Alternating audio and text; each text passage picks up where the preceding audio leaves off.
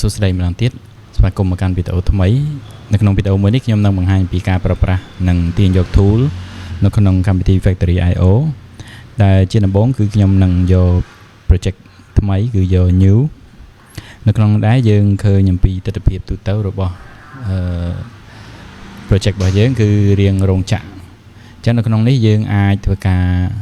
ដាក់នៅសម្ភារៈឧបករណ៍មួយចំនួនដែលយើងចង់ឲ្យវាដំណើរការ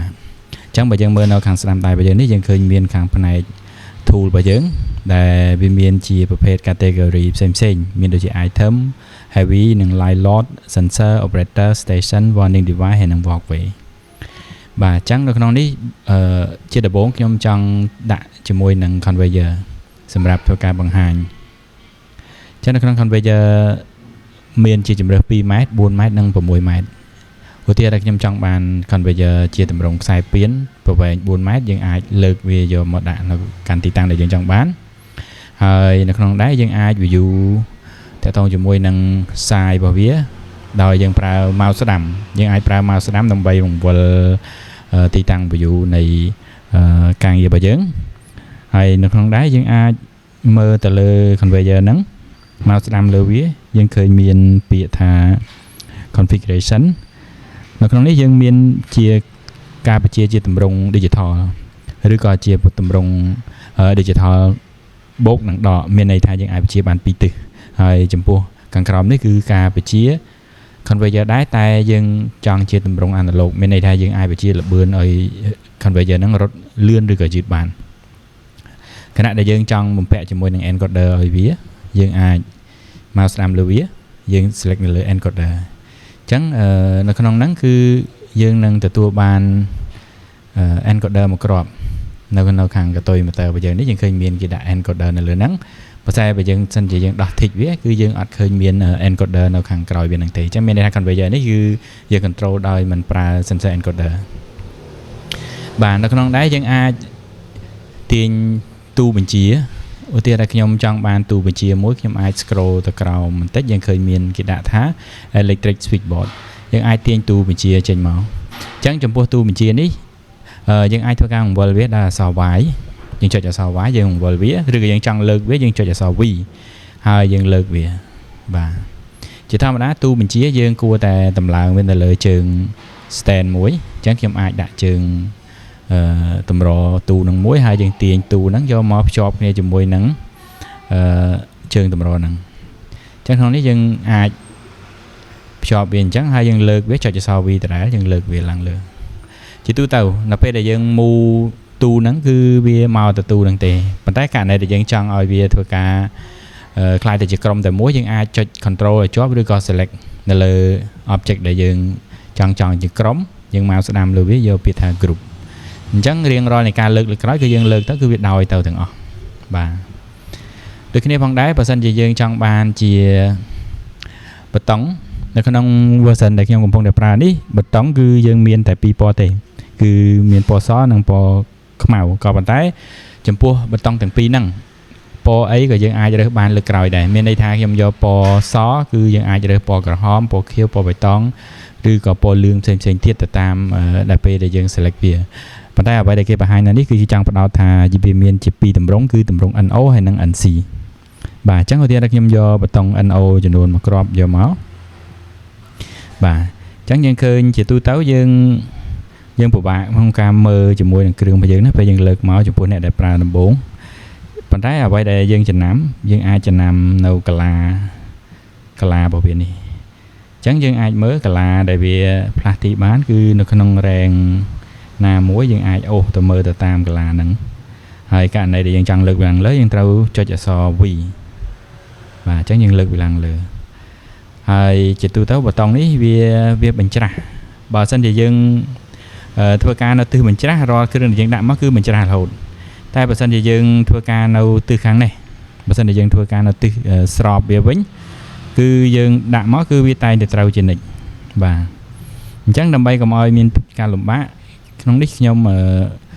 នឹងលើកទូយកទៅធ្វើការខាងនេះវិញហើយបន្តមកទៀតខ្ញុំដាក់ទូហ្នឹងបង្វិលវាយើងចុចអក្សរ Y ពីរដងមក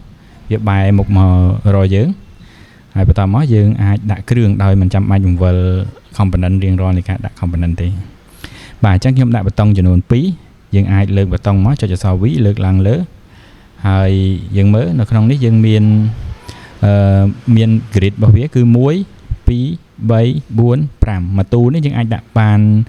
5កលឹមបាទអញ្ចឹងខ្ញុំដាក់នេះ1អញ្ចឹងខ្ញុំអាចយកជាប្រភេទNC ឬក៏ NO ទៀតក៏បានដែរយើងអាចយកមកប៉ុន្តែបើជាទម្លាប់ខ្ញុំចូលចិត្តប្រើ NO អញ្ចឹងយើងអាចយកវាមកហើយយើងលើកវាទៅដាក់ទីតាំងឲ្យវា niveau វាស្មើគ្នាអញ្ចឹងបាទយើងអាចលើកមកអញ្ចឹងបានហើយជាធម្មតាយើងដាក់ emergency មួយទៀតដើម្បីទុកសម្រាប់ផ្ដាច់វាបាទនៅក្នុងនេះខ្ញុំចង់យកអំពូលមួយគ្រាប់ទៀតគឺយើងអាចយកកន្លែងនេះគេដាក់ថាអ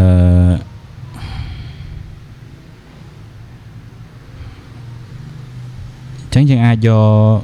scroll ទៅខាងលើបន្តិចយើងឃើញគេដាក់ថាlamp indicator បាទអញ្ចឹងអានេះយើងអាចលើកវាមកលើមកបាទអញ្ចឹងខ្ញុំ recommend នៅពេលដែលយើងដាក់គ្រឿងយើងយករៀងបច្ឆិតអញ្ចេះមកបាទយើងមើលប្លង់រៀងបច្ឆិត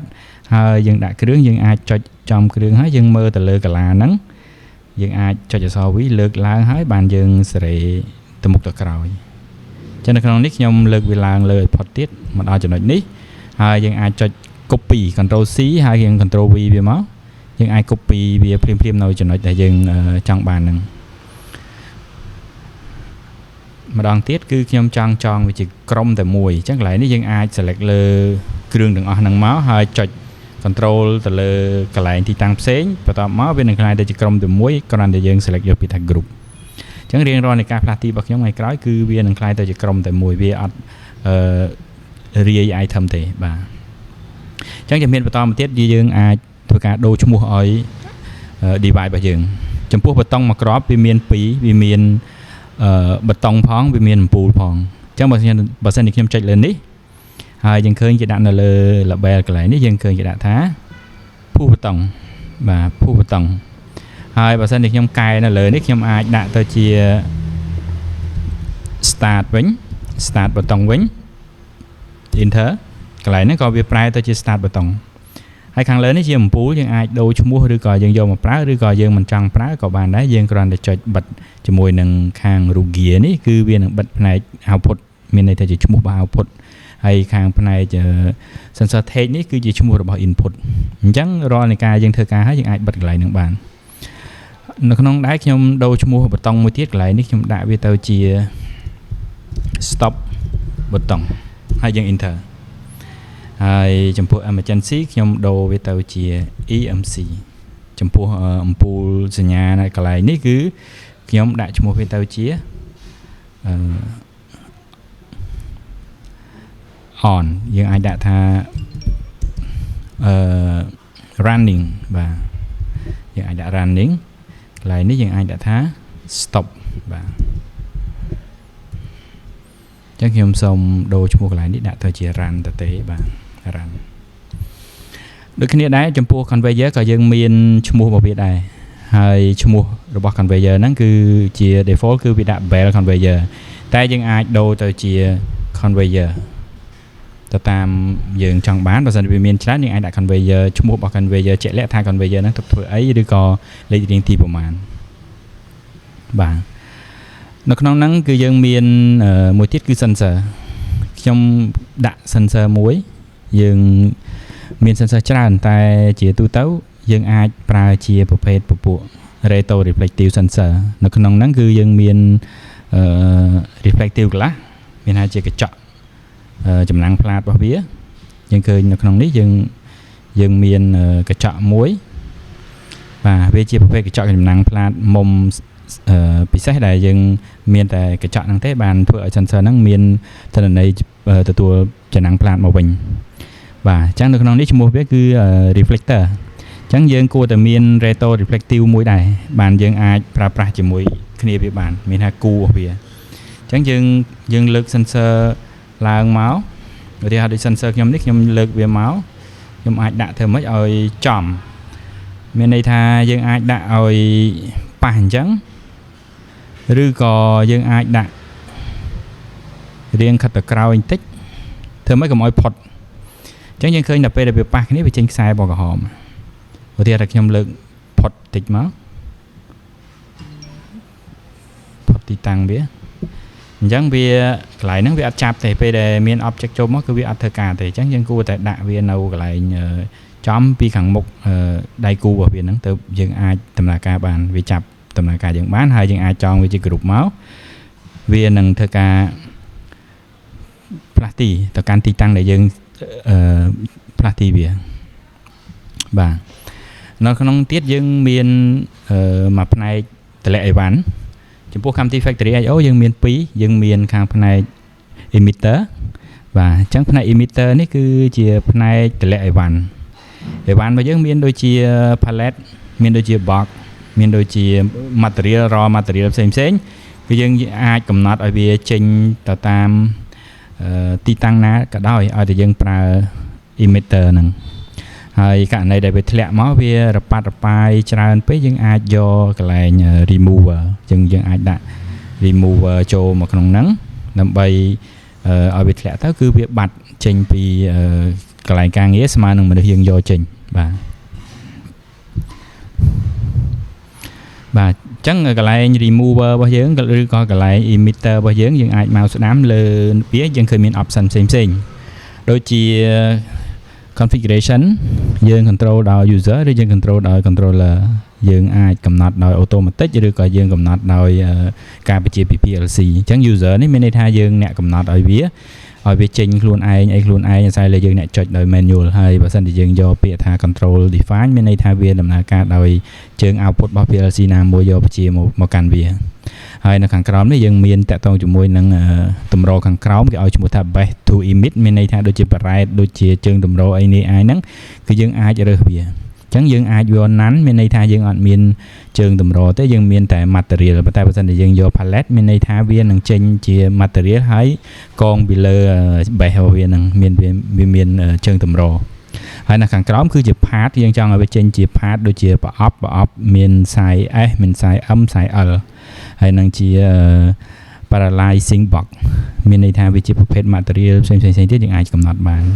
បើយើងអត់ចង់ឲ្យវាចេញច្រើនប្រភេទទេយើងចង់ឲ្យចេញតែ box S មួយទេគឺយើងអាចយកតែ box S នឹងមួយទៅហើយនៅក្នុងដែរយើងមាន mark time មានន័យថាក្នុងមួយវិនាទីយើងចង់ឲ្យចេញប្រមាណដងតិចបំផុតប្រមាណយើងអាចកំណត់0យើងអាចកំណត់1ដងឬក៏ maximum រហូតដល់ប្រមាណគឺវានឹង random មកយើងបាទហើយបើសិនជាយើងចង់ឲ្យវាចេញមកអត់ចំទីតាំងឯងអាចឆ្វេងអាចស្ដាំអាចមុខអាចក្រោយយើងអាចtick នៅលើនេះហើយបើយើងចង់ឲ្យវាបង្វិលចេញមក random បង្វិលទៀតយើងអាច tick នៅខាងក្រោមនេះអញ្ចឹងទីខ្ញុំចុច start វាចេញមកមាន parrette វាមាន parrette មួយហើយវាមានប្រអប់ជាទម្រង់គេហៅ size S អ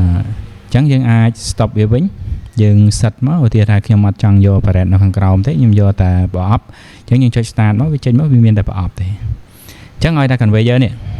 យើងចុចនេះយើងចុច enable ដោយដៃណាបើមិនមែនទេគឺយើង control ដោយ PLC អញ្ចឹងយើងចុច run ទៅគឺប្រអប់ហ្នឹងវាចេញទៅហើយពេលដែលវាចេញផុតគឺវាផ្សេងទៀតចេញមកអញ្ចឹងទៅបាទអញ្ចឹងវាចេញបន្តអញ្ចឹងមកហើយដែលយើងចង់ឲ្យវាឈប់យើងអាចចុច release វាវិញមកគឺវាឈប់អញ្ចឹងនៅក្នុងវីដេអូនេះខ្ញុំបង្ហាញអំពីការ